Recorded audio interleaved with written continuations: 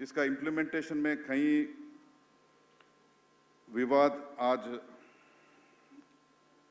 इसका इम्प्लीमेंटेशन में कुछ समस्याओं के कारण आज कई विवाद विभिन्न कोर्ट्स में है और इसके समाधान के लिए एक out of the box solution ढूंढने का जरूरत है। मुझे विश्वास है सर कि आपकी कुशल नेतृत्व में यह संभव है। अंत में आज़ादी का अमृत महोत्सव के दौरान ऑल इंडिया रेडियो हजारों स्वतंत्रता सेनानियों को याद कर रही है और उनका त्याग, कुर्बानियां, देशभक्ति को नमन कर रही है और युवा पीढ़ियों तक इसे अवगत करा रही है। Thank you. जय हिंद। बहुत बहुत आभार माननीय महानिदेशक महोदय का। दिव्य सज्जनों, 23 जुलाई 1927 को जो एक यात्रा शुरू हुई इस भारत देश में, भारत भूमि पर रेडियो प्रसारण के रूप में, वो यात्रा आगे बढ़ते बढ़ते जब टेलीविज़न में दूरदर्शन की पहचान के साथ उस यात्रा को एक नया आयाम मिला प्रसारण के क्षेत्र में, और देश के जन जन तक ये दो ऐसे प्रसारण संगठन आकाशवाणी और दूरदर्शन जो प्रसार भारती की छत्रछाया में देश के लोगों की आकांक्षाओं और अभिलाषाओं के साथ न सिर्फ जुड़ते हैं बल्कि उनको एक सकारात्मक दिशा देने का प्रयास भी करते हैं ताकि देश में विकास, नए भारत के निर्माण और आत्मनिर्भर भारत के निर्माण के संकल्प को सिद्ध करने में हम अपनी भूमिका निभा सकें। हमारे लिए सौभाग्य की बात है कि आकाशवाणी और दूरदर्शन इन दोनों संगठनों को जिनका नेतृत्व और जिनका मार्गदर्शन मिल रहा है, माननीय मुख्य कार्यकारी अधिकारी प्रसार भारती श्री मयंक अग्रवाल जी, उनसे मैं निवेदन करूंगा कि वो आए और अपने संबोधन से हम सबका मार्गदर्शन करें। माननीय केंद्रीय सूचना एवं प्रसारण, युवा कार्यक्रम एवं खेल मंत्री श्री अनुराग सिंह ठाकुर जी, माननीय केंद्रीय सूचना एवं प्रसारण, पशुपालन, डेयरी और मत्स्य पालन राज्य मंत्री डॉक्टर एल मुरुगन जी, आकाशवाणी के महानिदेशक श्री वेणुधर रेड्डी जी, सदस्य वित्त और कार्मिक श्री DPS नेगी जी, मंत्रालय के वरिष्ठ अधिकारीगण, आकाशवाणी और दूरदर्शन के अधिकारी, कर्मचारी गण और कलाकार। भारत में रेडियो का 95 वर्षों का सफर 23 जुलाई 1927 में एक स्टेशन से प्रारंभ हुआ और आज 501 प्रसारण केंद्रों का देश भर में जाल फैल गया है। इस 95 वर्षों के अंतराल में आकाशवाणी जन जन की वाणी बन चुका है। आकाशवाणी और दूरदर्शन सर आज महज सूचनाओं का माध्यम नहीं रह गया है बल्कि जन जागरण और सामाजिक परिवर्तन के सूत्र बन चुके हैं। का माध्यम नहीं रह गया है बल्कि जन जागरण और सामाजिक परिवर्तन के सूत्र बन चुके हैं। मुझे यह बात आज के दिन आप सभी से एक बार फिर साझा करते हुए प्रसन्नता हो रही है कि आकाशवाणी और दूरदर्शन अपने समाचारों की विश्वसनीयता की कसौटी में प्राइवेट माध्यमों की तुलना में सबसे आगे रहे हैं, वो भी रॉयटर्स और ऑक्सफोर्ड जैसी एजेंसियों के सर्वे में। हम स्वस्थ मनोरंजन देते हैं, सही समाचार देते हैं और इसके लिए सर हमको गर्व है। जन कल्याणकारी योजनाओं पर दूरदर्शन ने करीब 10,000 से अधिक ग्राउंड रिपोर्ट्स करी हैं सर, और लगभग इतनी ही आकाशवाणी ने की हैं, और यह केवल हिंदी में ही नहीं सर, भारत की समस्त क्षेत्रीय भाषाओं और बहुत सारी बोलियों में भी इनको किया गया है। सर, जिस तरह से कोरोना काल में दूरदर्शन और आकाशवाणी ने सही खबरें देश के कोने कोने से जनता तक पहुंचाई और डॉक्टर्स स्पीक जैसे कार्यक्रमों से सही चिकित्सीय सलाह दी, उसको बहुत सराहा गया। आज़ादी के इस अमृत महोत्सव के अवसर पर आकाशवाणी और दूरदर्शन रोज कैप्सूल्स प्रसारित कर रहा है, जिसमें कि स्वतंत्रता संग्राम के महानायकों की कहानियां हमारे जन जन तक पहुंचाई जा रही हैं, विशेषकर आज की युवा पीढ़ी के लिए। सर, जैसा मेरे से पूर्व आकाशवाणी के महानिदेशक ने कहा, सर FM ट्रांसमीटर्स एक बड़ी संख्या में अगले कुछ समय में स्थापित किए जा रहे हैं और आपके नेतृत्व में मुझे पूरा विश्वास है कि आकाशवाणी और अच्छी ध्वनि के माध्यम से जनता तक पहुंचेगा। हमारा कवरेज तो बहुत अच्छा हो चुका है, लेकिन FM का जो प्रसारण की जो क्वालिटी है वो बहुत उत्तम होती है, उसको हम जो है देश के कोने कोने तक ले जाएंगे।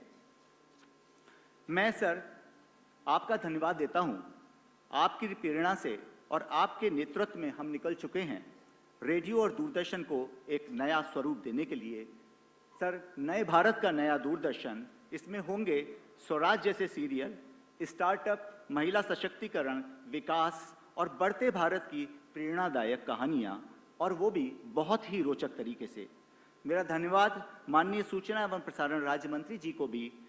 दूरदर्शन और आकाशवाणी को लेकर सर आप समय समय पर बहुत बहुमूल्य सुझाव देते रहे हैं। एक बार फिर से राष्ट्रीय प्रसारण दिवस पर सभी को बहुत बहुत बधाई।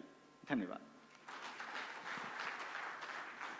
बहुत बहुत आभार माननीय मुख्य कार्यकारी महोदय श्री मयंक अग्रवाल जी का। दिव्य सज्जनों, प्रसारण ऐसा एक कर्म है, ऐसा एक क्षेत्र है जिसके परिणाम को और प्रभाव को फैक्ट्स या तथ्यों के आधार पर तराजू में तौलना संभव ही नहीं है। हमारे जीवन में जिस तरह से शिक्षा से जो बदलाव आते हैं वो वर्षों तक वो प्रक्रिया चलती है। प्रसारण का भी यही रोल भी है, असर भी है, प्रभाव भी यही है। और इसीलिए बहुत ही व्यावसायिक तरीके से जब लोगों के जन जन तक हम पहुंचते हैं गुणवत्ता के साथ, भरोसे के साथ, तो लोगों के जीवन में एक नई चेतना का प्रचार और प्रसार होता है। ऐसा नेतृत्व हमें यहाँ माननीय मंत्रीगण उपस्थित हैं, उनसे सदैव मिलता है। मैं इस अवसर पर डॉक्टर एल मुरुगन जी, माननीय सूचना और प्रसारण तथा मत्स्य पालन और पशुपालन राज्य मंत्री भारत सरकार, उनसे मैं निवेदन करूँगा। उनका अनुभव लोक जीवन में बहुत ज़्यादा है और उस अनुभव का लाभ भी हम सबको मिलता है। आज भी उनसे मार्गदर्शन मिलेगा। डॉक्टर एल मुरुगन जी, आपकी करतल ध्वनि के साथ मैं उनसे निवेदन करूँगा कि वे अपने संबोधन के लिए पधारें।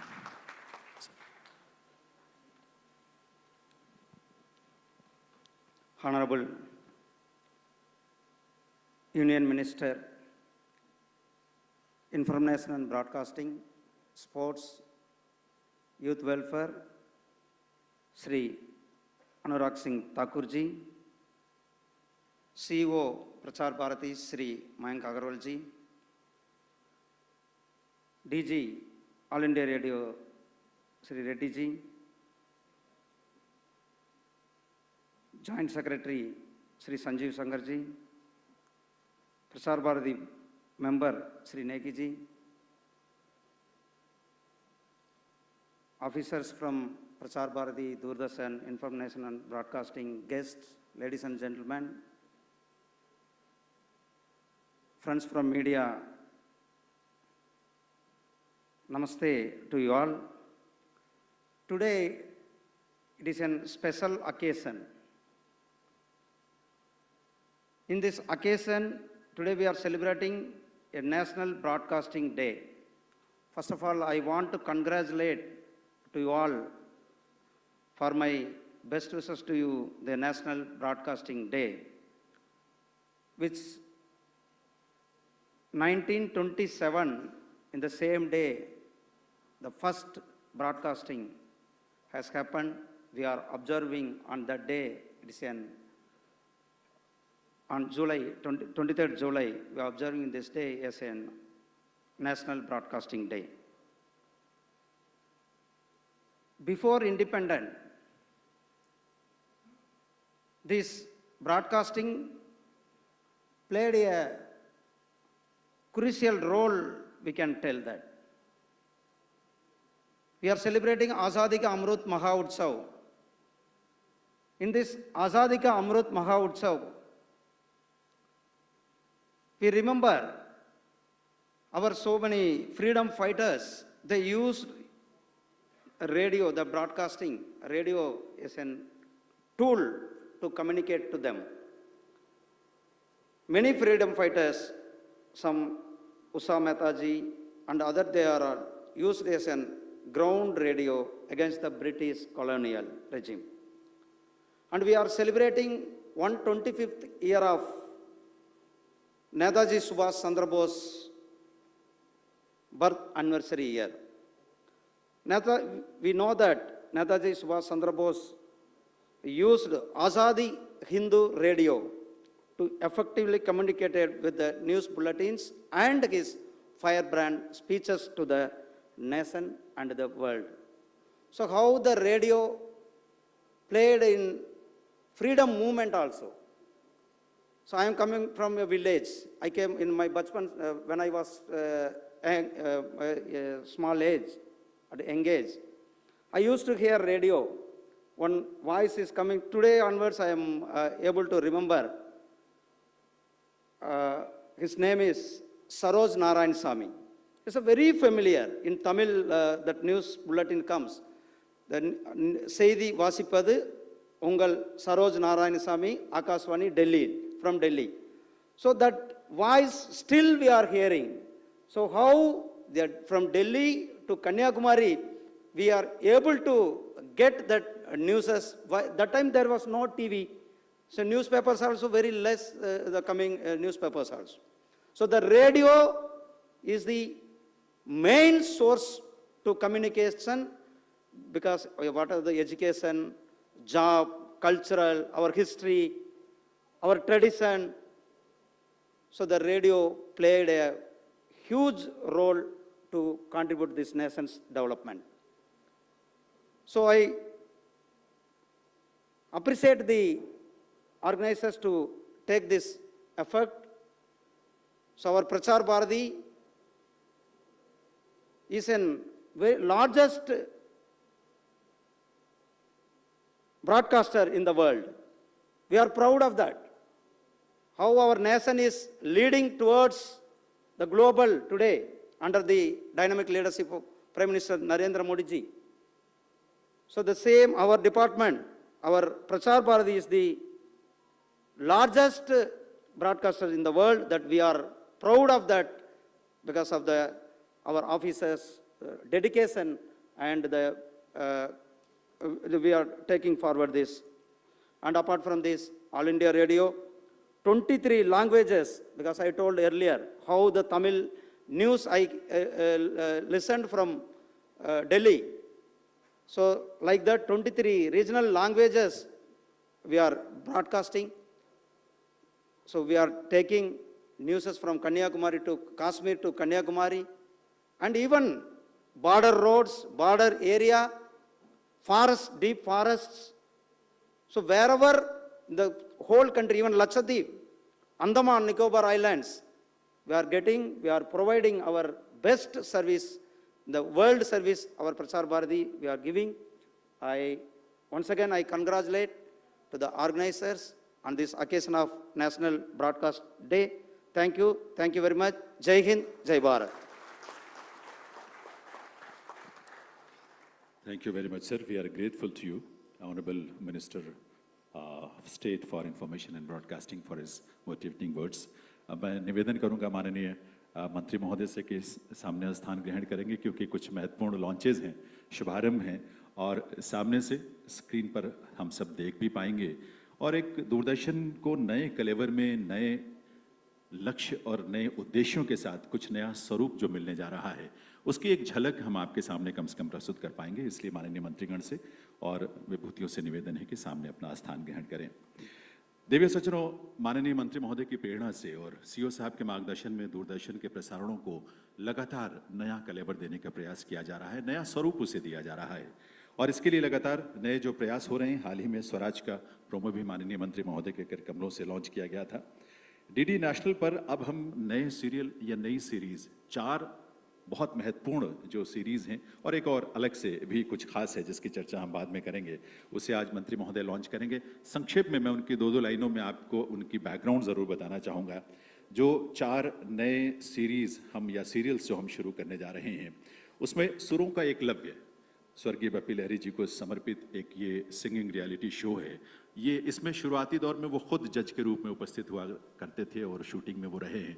उन्हीं के प्रति एक श्रद्धांजलि के रूप में सुरों का एकलव्य, ये सिंगिंग रियलिटी शो जो है, इसका लॉन्च आज होने जा रहा है।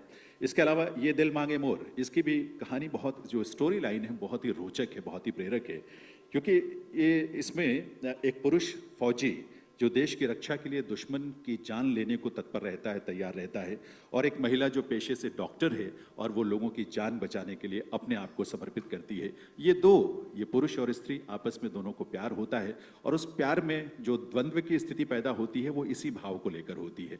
तो ये एक बड़ी सुंदर एक स्टोरी लाइन है जिसको लेकर ये ताना बाना बुना गया है। और इसके साथ साथ एक कॉरपोरेट सरपंच देश की बेटी, एक ये भी सीरियल है। दरअसल माननीय प्रधानमंत्री महोदय की जो प्रेरणा, विशेष तौर पर युवाओं के लिए जो प्रेरणा है कि वो इस देश में अपनी ज़मीन से जुड़कर इस देश के समाज के लोगों के लिए काम करें, ये उसको परिलक्षित और अभिव्यक्त करता है ये सीरियल। ये एक ऐसी लड़की की कहानी है जो अपनी कॉरपोरेट सेक्टर की जॉब को छोड़कर अपने गांव आती है और गांव के लोगों को, उनके जीवन के स्तर को सुधारने के लिए, उसको बेहतर करने के लिए अपने आप को समर्पित करती है और गांव के सरपंच के रूप में इस बदलाव का वो नेतृत्व भी करती है और उसका सूत्रपात भी करती है। और एक और इसमें सीरियल हमारे साथ जो चौथा है वो जय भारती के नाम से है। ये एक ऐसे परिवार की कहानी है जिसका मुखिया एक रिटायर्ड फौजी है। पिता की इच्छा स्वाभाविक सी बात है कि होती है कि उसके परिवार में जो बच्चे हैं वो भी फौज में जाएं और बड़ा बेटा फौज में जाता भी है, लेकिन छोटा बेटा जो है उसकी रुचि अभिनय में है, वो एक्टर बनना चाहता है। तो ये एक पीढ़ी के बीच और अपनी प्रायोरिटीज़ को लेकर जो एक द्वंद्व है वो एक बहुत ही सुंदर, बहुत ही रोचक, एक एंटरटेनिंग भी है और प्रेरक एक सीरीज़ को जन्म देता है। तो ये 4 हमारे बहुत ही महत्वपूर्ण डीडी नेशनल पर सीरीज शुरू होने वाली है। माननीय मंत्री महोदय से मैं निवेदन करूंगा, श्री अनुराग सिंह ठाकुर जी से, कि वे अपने करकमलों से डिजिटली इन्हें लॉन्च करेंगे, इनका प्रोमो। सर अपने करकमलों से इसे आप लॉन्च करें और ये प्रोमो आप देखेंगे और कुछ इसका आभास भी आपको मिलेगा कि आखिर क्या है ये।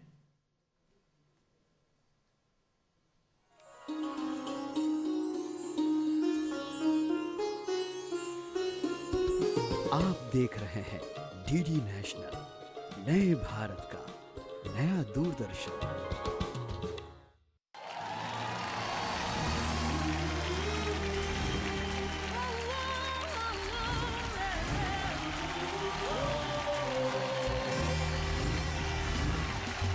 जिन गुरुओं को देखा नहीं सिर्फ सुना है, जिन गुरुओं को देखा नहीं सिर्फ सुना है, जिनके सुर सागर से गुपचुप एक कतरा चुना है, उनके दिखाए पथ पर चल पड़ा। सुरों का एकलव्य, सुरों का एकलव्य।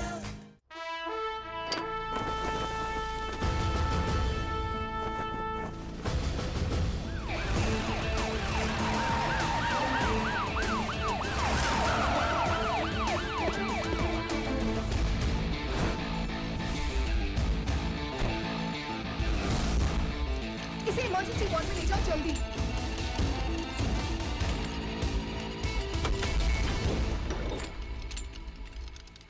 डॉक्टर ज्योति, जिसके लिए इतनी दया दिखा रही हो वो एक आतंकवादी है। मेजर आर्यन, मेरे लिए वो सिर्फ एक जख्मी इंसान है। मेरे देश का दुश्मन है ये।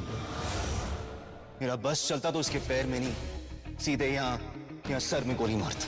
सेना की वर्दी पहनते ही शपथ ली थी मैंने कि देश के हर दुश्मन को मार गिराना है। और मैंने डॉक्टर की यूनिफॉर्म पहनते ही कसम ली थी कि हर मरते को बचाना है।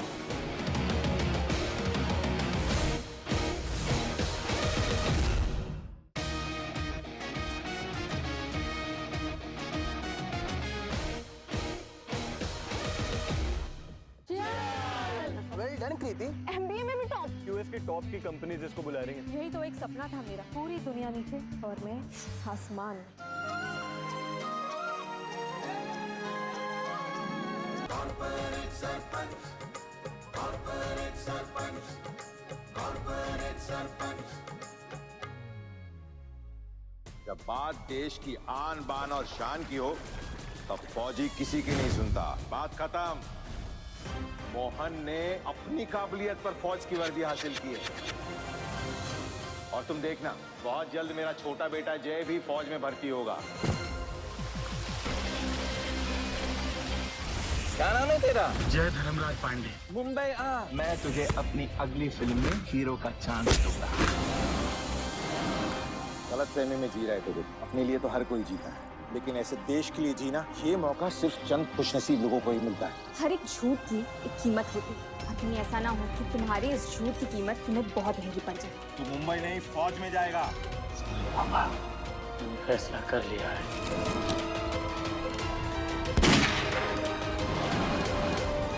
पापा!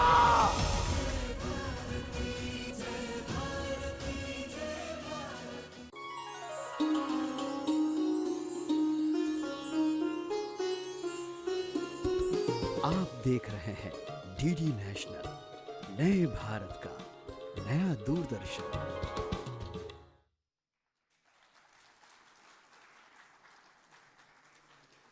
आभार आपका, आप सबकी शुभकामनाओं का, आपकी करतल ध्वनि से आपकी संवेदनाओं को निश्चित रूप से दूरदर्शन के लिए ये बहुत बल मिलता है, आत्मबल मिलता है। देवी सज्जनों, एक और हमारी सीरीज़ है। दरअसल स्टार्टअप चैंपियंस की जो पहली सीरीज़ थी वो बहुत लोकप्रिय हुई, और आप सब जानते हैं कि देश में स्टार्टअप्स के प्रति जो प्रतिभावान युवा हैं देश के, वो कितना ज़्यादा उनके मन में लगातार आकर्षण होता जा रहा है, बढ़ता जा रहा है, और लगातार वो नए नए लक्ष्य हासिल कर रहे हैं जो बहुत बड़ी प्रेरणा हम सबके लिए बनते हैं। प्रधानमंत्री महोदय के संकल्प और सोच के हिसाब से, उनके विजन के अनुरूप आज का युवा ये उसकी प्रायोरिटीज़ में है, उसकी प्राथमिकताओं में है कि वो नौकरी पाने के लिए नहीं बल्कि नौकरी देने में सक्षम बन सके, जिसके लिए प्रधानमंत्री महोदय ने स्टार्टअप्स जैसे एक नए तरह की सोच इस देश को दी है, इस देश के युवाओं को दी है। भारत में जिस तेज़ी से स्टार्टअप्स की रफ्तार से जो बढ़ रहा है स्टार्टअप्स, एक स्टार्टअप हब के रूप में भारत जो है वो लगातार उस दिशा को, उस लक्ष्य को हासिल कर रहा है।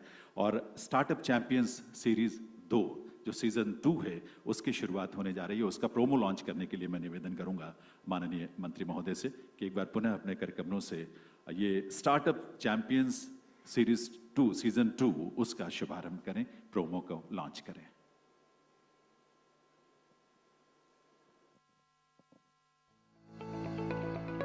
देश के भविष्य के लिए stand up India, startup India, stand up India. ये है नया भारत, और नए भारत की नींव रख रहे हैं हमारे एंटरप्रेन्योर्स। दुनिया के सबसे बड़े इन्वेस्टर्स आज इन्वेस्ट कर रहे हैं भारतीय स्टार्टअप्स में। ईज ऑफ डूइंग बिजनेस के कारण आज भारतीय स्टार्टअप्स और भी ज्यादा तेजी से आगे बढ़ रहे हैं। प्रगति की इस गाथा को आप तक पहुंचाने आ गया है स्टार्टअप चैंपियंस का दूसरा संस्करण, एक ऐसा टीवी शो जहां आपको मिलेंगे चुनिंदा स्टार्टअप्स और स्टार्टअप एक्सपर्ट्स। भारत के युवाओं के हौसलों की कहानियां देखेंगे आप, और साथ ही आपको मिलेंगी ऐसी पावरफुल बिजनेस स्ट्रैटेजीज जिससे आपकी स्टार्टअप बनेगी और भी ज्यादा सक्सेसफुल। अब से हर शनिवार देखिए सपरिवार स्टार्टअप चैंपियंस केवल और केवल दूरदर्शन नेटवर्क पर। आ रहा है बहुत ही जल्द आपकी स्क्रीन पर।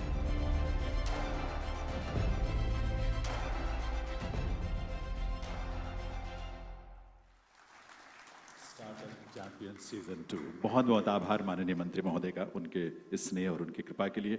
हमें मालूम है कि उनके पास जो व्यस्तताएं हैं उसमें फिर भी समय निकाल कर आप आए हैं, यह हम सबके लिए सौभाग्य की बात है। ये समय है देवियों सज्जनों जब मैं माननीय केंद्रीय सूचना और प्रसारण मंत्री माननीय श्री अनुराग सिंह ठाकुर जी, जिनके कंधों पर खेल और युवा कार्यक्रम मंत्रालय का दायित्व भी है, बहुत सारी जिम्मेदारियां और व्यस्तताएं हैं, लेकिन इस अवसर पर आपका आगमन हम सबके लिए बड़े गर्व की बात है, और इस गर्व की अनुभूति को थोड़ा हम और विस्तार देना चाहते हैं। इसलिए मैं निवेदन करूंगा मंत्री महोदय से कि इस अवसर पर अपने संबोधन से हम सबका मार्गदर्शन करें, हम सबको कृतार्थ करें।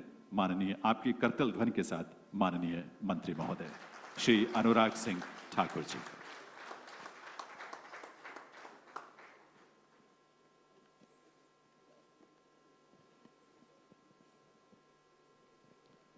सम्मानित मंच, उपस्थित सभी माननीय अधिकारीगण, प्रिय भाई और बहनों,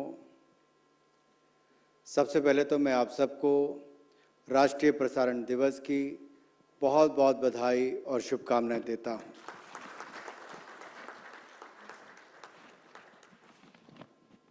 ये आकाशवाणी है और आज आप सूचना प्रसारण मंत्री को सुन रहे हैं। ये अवसर हमें मिलता नहीं है तो उनको मिलता है जो वर्षों वर्षों तक आकाशवाणी के माध्यम से लोगों के दिलो दिमाग पर छाए हुए हैं। और जब कभी भी हम सुनते हैं या कहते हैं तो आकाशवाणी के उद्घोषकों को याद मन में ताज़ा हो जाती है। 23 जुलाई 1927 की बात कही गई कि उस बार इंडियन ब्रॉडकास्ट कंपनी के माध्यम से पहला प्रसारण हुआ, इसकी शुरुआत हुई। बाद में इसको बदलकर 8 जून 1936 को ऑल इंडिया रेडियो और बाद में 1956 में आकाशवाणी इसका नाम रखा गया। लंबा सफ़र आज़ादी से पहले से लेकर अब तक का उपलब्धियों भरा रहा। और मैं तो एक बात कहूँगा कि रेडियो के ज़माने में जब समाचार पत्र भी आए, बोलबाला हुआ, तब लगा अब रेडियो का क्या होगा। टेलीविज़न आए तो लगा न्यूज़पेपर का क्या होगा। टेलीविज़न के बाद इंटरनेट का ज़माना आया और अब OTT प्लेटफॉर्म, वेब पोर्टल आए, तो सबको लगा अब टेलीविज़न का क्या होगा। लेकिन हर किसी ने अपनी अपनी ऑडियंस को ढूंढा और अपना स्थान बनाए रखा। आकाशवाणी या प्रसार भारती ने केवल स्थान ही नहीं बनाए रखा, लोगों में अपना विश्वास को भी कायम रखा है। एक अपने आप में बहुत बड़ी बात है। वास्तव में मित्रों, सबसे सस्ता माध्यम भी अगर मैं कहूं और शानदार माध्यम भी कहूं तो मनोरंजन का हो या समाचार का हो, रेडियो से बेहतर शायद ही कोई और होगा। और इसमें आकाशवाणी ने वर्षों तक बहुत बड़ी भूमिका निभाई है। मैं तो क्रिकेट का खिलाड़ी रहा और मैं अपनी ही बात कहूं तो क्रिकेट देखने से पहले सुनने से रोमांच ज़्यादा भर जाता था या रुचि ज़्यादा बढ़ जाती थी, क्योंकि जो कमेंटेटर रेडियो पर सुनाता है, आंखों देखा हाल, वो पता नहीं टीवी पर क्या चलता था, लेकिन कहीं ना कहीं रोंगटे खड़ा कर देता था जब रेडियो पर सुनते थे। तो आप 2 मिनट के लिए सोचिए, कमेंट्री बगैर कमेंट्री के क्रिकेट का क्या होगा। क्रिकेट इतना पॉपुलर करने के पीछे कमेंट्री का एक बहुत बड़ा रोल रहा, वो भी रेडियो का एक बहुत बड़ा महत्व उस समय में रहा है और मुझे पूर्ण विश्वास है आगे भी वो रहेगा। डिजिटल का जमाना आ रहा है, तब भी आप अपनी ताकत बढ़ाएंगे। ये लंबा सफर है। 21वीं शताब्दी में हम खड़े हैं, टेक्नोलॉजी के नए नए स्वरूप आ गए हैं और एक बार फिर रेडियो की अहमियत को पुनर्जीवित करने की जब बात एक तरफ से दिखती थी, तो एकाएक राष्ट्रीय पटल पर माननीय प्रधानमंत्री नरेंद्र मोदी जी आए। प्रधानमंत्री तो पहले भी आए, लेकिन रेडियो के प्लेटफॉर्म का उपयोग उस तरह से शायद ना किया हो। मन की बात कार्यक्रम करके लोगों के मन को छू लेना और अपने मन की बात भी लोगों तक पहुंचा देने का काम प्रधानमंत्री मोदी जी ने किया है। ये अपने आप में बहुत सफल कार्यक्रम रहा।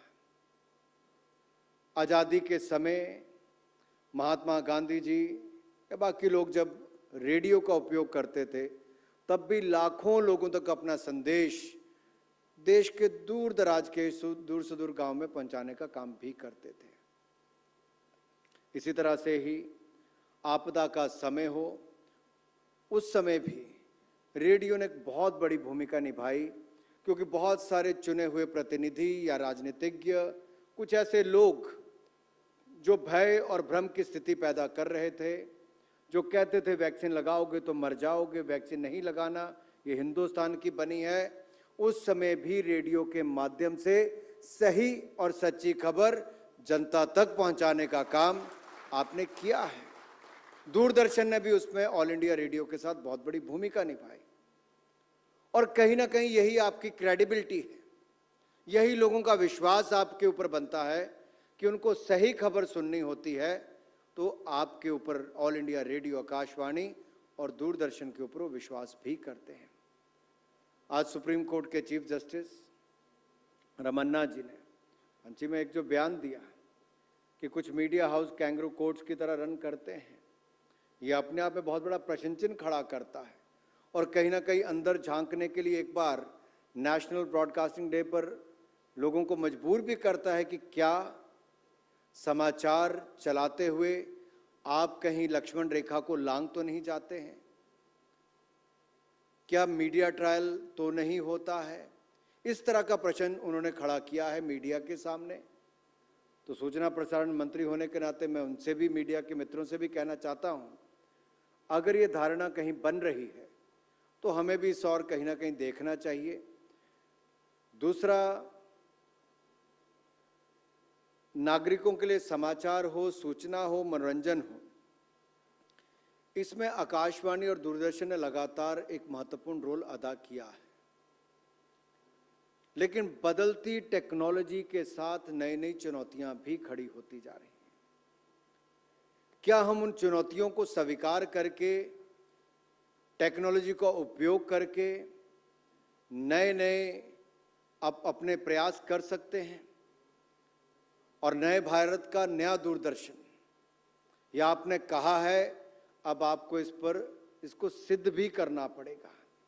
मैंने देखा आपने स्वराज आज़ादी के अमृत महोत्सव पर आप उसको लॉन्च करने जा रहे हो, अपने आप में बहुत बड़ा कदम दूरदर्शन का उस दिशा में है। और आज भी जो आपने 4 नए सीरियल्स ऐसे मनोरंजन के लिए शुरुआत करने की काम की है, वो भी बहुत अच्छी भावना के साथ है। इसके लिए मैं आपको बहुत बहुत शुभकामनाएं देना चाहता हूं। मित्रों, वास्तव में मास मीडिया का कॉन्सेप्ट तो रेडियो के आगाज के साथ ही शुरू हो गया था।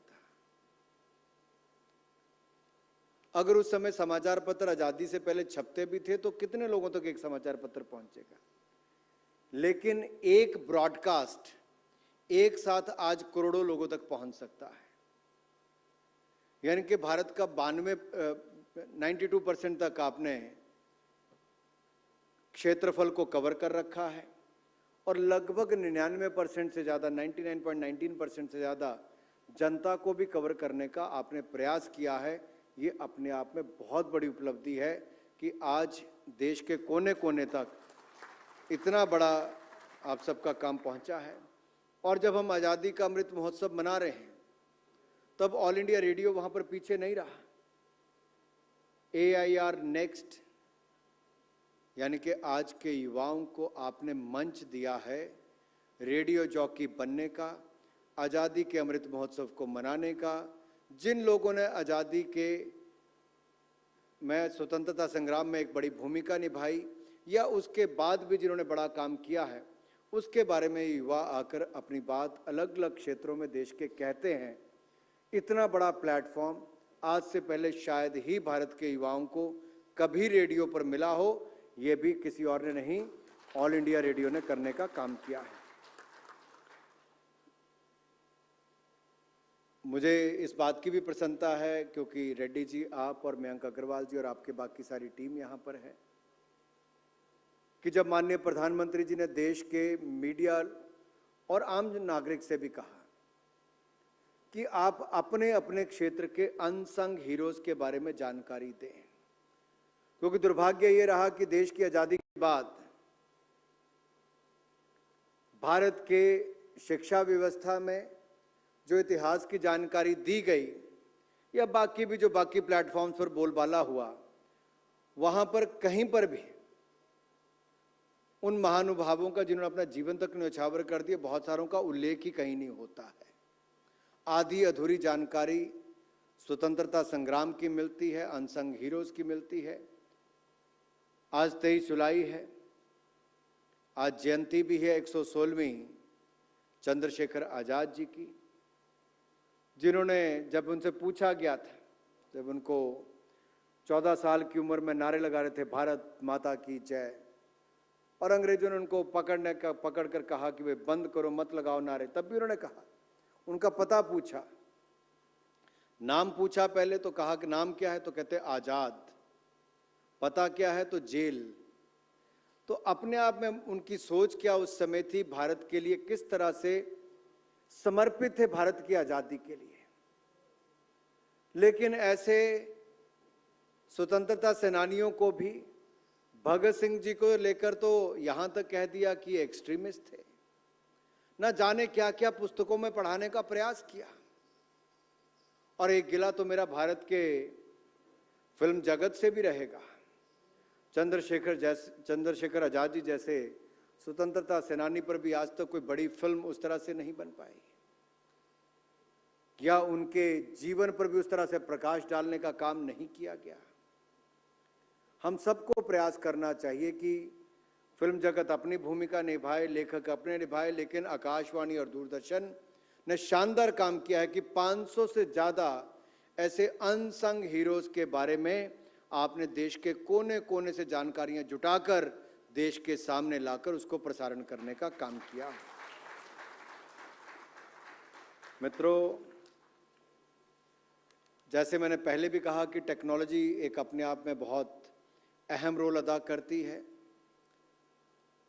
तो जहां FM रेडियो बहुत पहले इसकी शुरुआत हो गई, बाद में डिजिटल रेडियो की भी डिजिटाइजेशन जिस तरह से होनी शुरू हुई, आपने भी समय के साथ AP ऐप पर किस तरह से अलग अलग भाषाओं में आपने प्रसारण की एक व्यवस्था खड़ी की, जहां पर लोगों को जानकारी, समाचार, मनोरंजन, खबर तक सब कुछ मिलता है। आपने उस दिशा में काम किया है।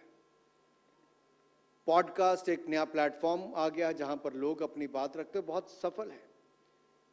मैं भी कई बार डाउनलोड करके जब ट्रैवल इतना करता हूं, आज जैसे एयरपोर्ट पर गया तो सुबह फ्लाइट ही नहीं उड़ पाई, 3 घंटे वहीं पे खड़ा रहना पड़ा। भोपाल जाना था, तब काम क्या आया, तो जो आपके रेडियो पर खबर सुनी वो काम आ गई, कुछ देखा तो वो काम आ गया, पॉडकास्ट पर कुछ सुना तो वो काम आ गया। टेक्नोलॉजी ने हमें बहुत बड़ी तादाद के साथ जोड़ा है। अगर आप क्रिकेट का भी देखें, IPL आने के बाद टेस्ट क्रिकेट का नंबर थोड़ा कम हुआ, IPL आई, तो पहले जो टीवी राइट्स जितने के बिकते थे, टेलीविजन के राइट्स, उसका 10वां हिस्सा भी इंटरनेट पे नहीं बिकता था। लेकिन इस बार की जब बोली लगी तो जितने टेलीविजन के ब्रॉडकास्टिंग राइट्स मिले, उतने ही ऑनलाइन माध्यम पे उसके भी उतने ही इंटरनेट के राइट्स उतने ही महंगे बिके। तो फ्यूचर कहां पर है, हमें समझना बहुत आवश्यक है। ना केवल पैसा कमाने के लिए, एक बड़ी ऑडियंस तक पहुंचने के लिए। अगर हम लोग 92% लोगों के पास पहुंचते तो हमारा प्रोग्राम देखते कितने लोग और सुनते कितने लोग हैं, ये बहुत आवश्यक है। वो कंटेंट में कितना दम है, वो ताकत ही आपको ज्यादा से ज्यादा श्रोताओं और दर्शकों तक लेकर जाएगी। हम टावर जितने मर्जी खड़े कर लें, हर घर में सेट टॉप बॉक्स लगा लें, अगर कंटेंट अच्छा नहीं होगा तब तक लोग उस फ्रीक्वेंसी पर नहीं आएंगे और उस चैनल का बटन भी नहीं दबाएंगे। इसलिए हमें कंटेंट पर बहुत काम करना है और कोई कारण नहीं कि हम उस पर काम अच्छा ना करें, क्योंकि आप एक पब्लिक ब्रॉडकास्टर भी हैं, क्योंकि आपके ऊपर जिम्मेदारियां सरकार के नीति, कार्यक्रम, प्रोग्राम्स को लेकर जन जन तक पहुंचाने की भी है। आप वो भी शानदार तरीके से कर रहे हैं, लेकिन साथ ही साथ मनोरंजन और बाकी सब चीज़ों पर भी आपने बहुत सुधार किया। आगे और कैसे कर सकते हैं, क्योंकि ये रोजमर्रा की चैलेंज है, ये तो नित्य रोज नई टेक्नोलॉजी, नित्य रोज नया प्रोग्राम। तो आप जहां ढिलाई हो जाएगी वहां पे काम गड़बड़ हो जाएगा। तो हमें इन चुनौतियों को भी स्वीकार करना है। And if I have to add couple of more things before I end, as I said earlier, Akashvani has a long, illustrious history and communicating India's tales of triumph and travesty. Stories from borderlands to the banks of Ganga, from economy to environment, from human tales to heroic tales from history. AIR has been an integral part of the lives of every Indian in some way or the other. Over centuries, broadcasting has taken new methods, as I said earlier, from radio to newspaper, and newspaper to the television, then to the internet. Every few years, there is a new technological advancement and there are new challenges in front of us. So we have to adopt the new technology and work in that direction. And also, especially during the 75th year of independence, when we are celebrating the Azadi Ka Amrit Mahotsav, our focus should be on that, what we have achieved so far, what was our freedom struggle, putting more focus on that, but also creating some programs where people should come forward and commit themselves towards the Amrit Kal, how they can contribute towards making India one of the greatest nations in the world. That should be our idea. Now, how can radio invent itself? Can we dig out the old archives from historic moments through India's history and explore how to showcase them better for the new generations of listeners? I said it in the past in many meetings earlier to the Doordarshan and All India Radio officials that let us monetize our archives, create more programs around the archives. That is very, very important, not only to make money, but also to provide to the audience what is available with us, repackage it. 1983 का world cup का भी किसी के पास होगा तो they know how to sell it. I've seen many TV channels who have the archives. They create programs around it. They get new good speakers, take their short interviews, in the meantime keep showing the old archive videos or the audios. We can do it beautifully.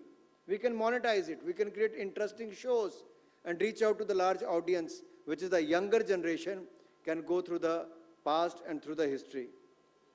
Apart than that, can we also create and organize a learning experience for school students through the history of All India Radio and India's 75 years of independence? You have done well with the AIR Next. Think about more programs, how we could involve them. Today was a broadcasting day. We could have involved some school students or the college students here. They could have come, they could have been the part of this function. In future, we can try and do that in the upcoming such programs across the country. Can some of the AIR team who have served for decades team up and curate some interesting human stories, anecdotes, and moments for the rest of India to hear? Because they have a large experience since independence, who were with us, who are alive, how they can contribute. Can we involve them in this special year of independence? Let us create a list of them, let us involve them, and let us see what best we can bring out for the audience. Also, as we have the International Film Festival of India, from 20th November to 28th November this year in Goa, can All India Radio explore how to showcase the transition from audio to cinema for younger audiences?